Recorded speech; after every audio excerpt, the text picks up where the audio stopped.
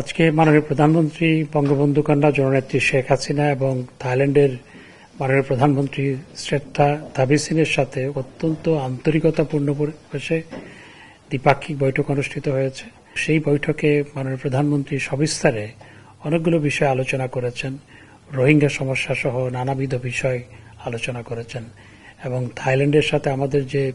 ভাতৃপ্রতিম বন্ধুপ্রতিম সম্পর্ক সেটিকে আরও জোরদার করার ব্যাপারে দুই প্রধানমন্ত্রী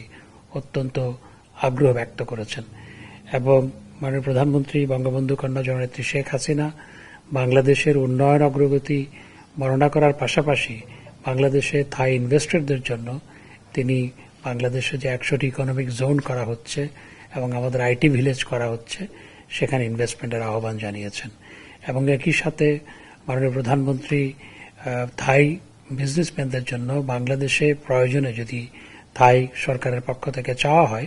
তাহলে বিশেষ অর্থনৈতিক জোনও করে দেওয়ার জন্য তিনি বলেছেন এবং একই সাথে থাইল্যান্ডের মাননীয় প্রধানমন্ত্রী শ্রেষ্ঠা থাবিসিন তিনিও বাংলাদেশের সাথে যে অত্যন্ত চমৎকার সম্পর্ক সেটি আরও জোরদার করার ব্যাপারে তার আগ্রহ ব্যক্ত করেছেন এবং আমাদের যে সম্পর্ক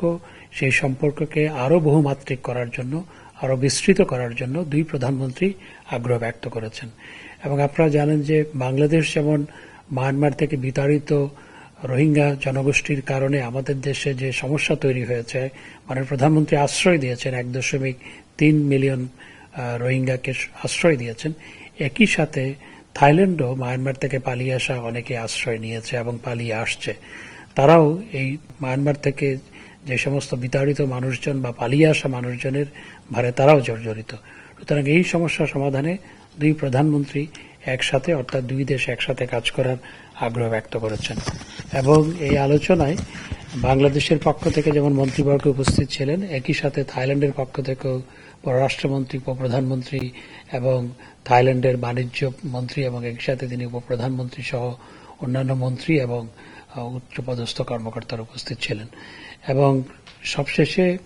বাংলাদেশ এবং থাইল্যান্ডের মধ্যে 3টি সমঝোতা স্মারক, একটি চুক্তি এবং একটি লেটার অব ইন্টেন্ট স্বাক্ষরিত হয়। সমঝোতা স্মারকগুলি স্বাক্ষরিত হয় এনার্জি, কাস্টমস এবং ট্যুরিজমের উপর সমঝোতা স্মারক স্বাক্ষরিত হয় এবং ভিসা অর্থাৎ ভিসা ওয়াইভারের জন্য বিশেষ করে আমাদের যাদের অফিসিয়াল পাসপোর্ট আছে